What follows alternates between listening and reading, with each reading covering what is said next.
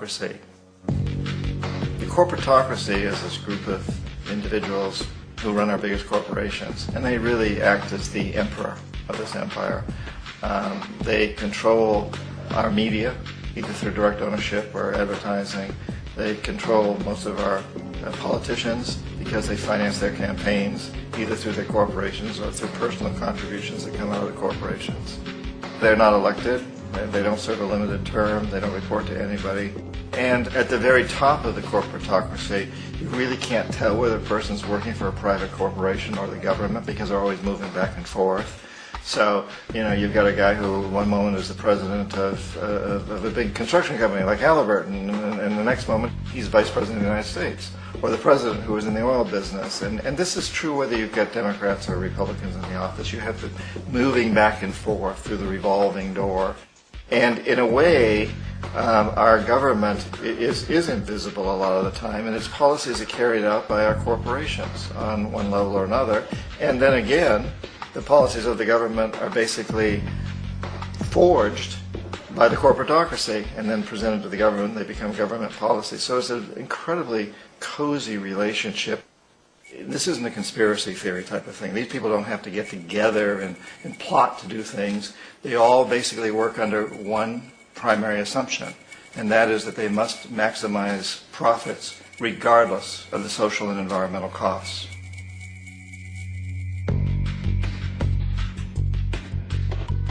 This process of manipulation by the corporatocracy through the use of debt, bribery, and political overthrow is called globalization. Just as the Federal Reserve keeps the American public in a position of indentured servitude through perpetual debt, inflation, and interest, the World Bank and IMF serve this role on a global scale. The basic scam is simple. Put a country in debt either by its own indiscretion or through corrupting the leader of that country. Then impose conditionalities or structural adjustment policies, often consisting of the following. Currency devaluation.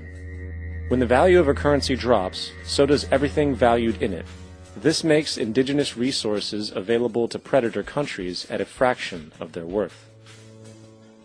Large funding cuts for social programs. These usually include education and healthcare, compromising the well-being and integrity of the society, leaving the public vulnerable to exploitation.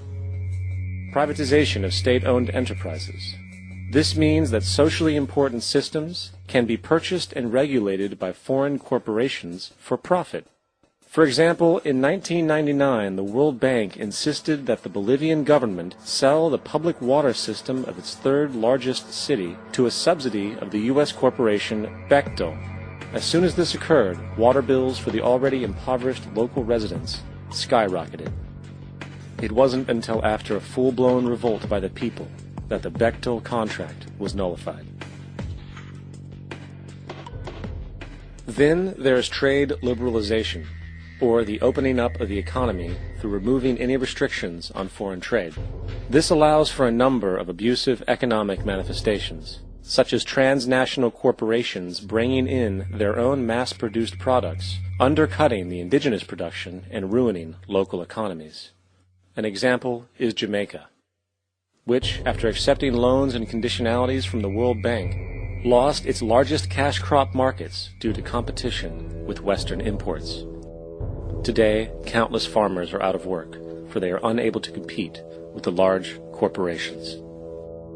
Another variation is the creation of numerous seemingly unnoticed, unregulated, inhumane sweatshop factories, which take advantage of the imposed economic hardship. Additionally, due to production deregulation, environmental destruction is perpetual, as a country's resources are often exploited by the indifferent corporations while outputting large amounts of deliberate pollution.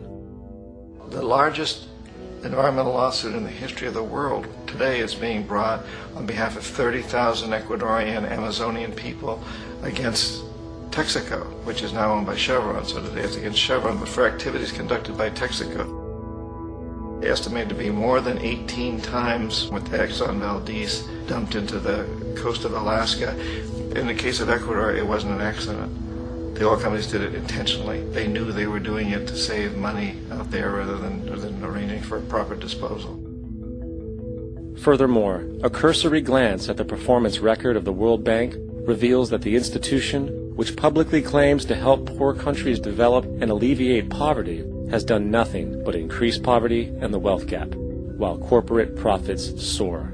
In 1960, the income gap between the fifth of the world's people in the richest countries versus the fifth in the poorest countries was 30 to 1. By 1998, it was 74 to 1. While global GNP rose 40% between 1970 and 1985, those in poverty actually increased by 17%. While from 1985 to 2000, those living on less than $1 a day increased by 18%. Even the Joint Economic Committee of the U.S. Congress admitted that there is a mere 40% success rate of all World Bank projects. In the late 1960s, the World Bank intervened in Ecuador with large loans. During the next 30 years, poverty grew from 50% to 70%. Under or unemployment grew from 15 to 70%. Public debt increased from 240 million to 16 billion, while the share of resources allocated to the poor went from 20% to 6%. In fact, by the year 2000, 50% of Ecuador's national budget had to be allocated for paying its debts. It is important to understand the World Bank is, in fact, a U.S. bank, supporting U.S. interests. For the United States holds veto power over decisions, as it is the largest provider of capital. And where did it get this money? You guessed it. It made it out of thin air through the fractional reserve banking system. Of the world's top 100 economies, as based on annual GDP, 51 are corporations, and 47 of that 51 are U.S.-based. Walmart, General Motors, and Exxon are more economically powerful than Saudi Arabia, Poland, Norway, South Africa, Finland, Indonesia, and many others. And as protective trade barriers are broken down, currencies tossed together and manipulated in floating markets, and state economies overturned in favor of open competition and global capitalism, the empire expands. You get up on your little 21-inch screen and howl about America and democracy. There is no America. There is no democracy.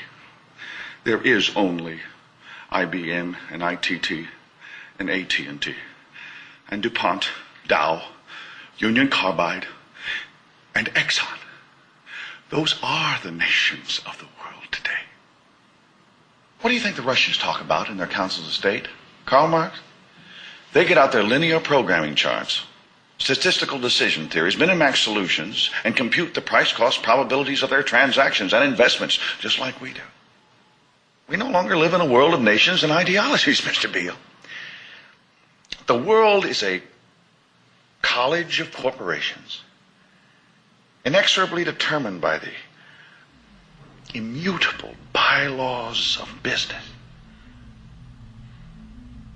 The world is a business, Mr. Beale.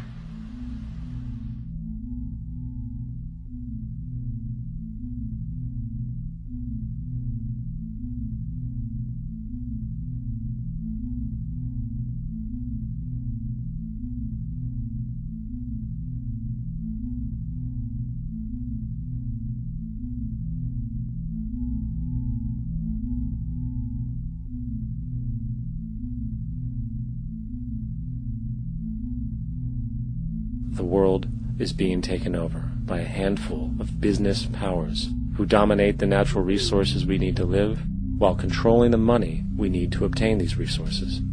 The end result will be world monopoly, based not on human life, but financial and corporate power. And as the inequality grows, naturally more and more people are becoming desperate. So the establishment was forced to come up with a new way to deal with anyone who challenges the system. So they gave birth to the terrorist.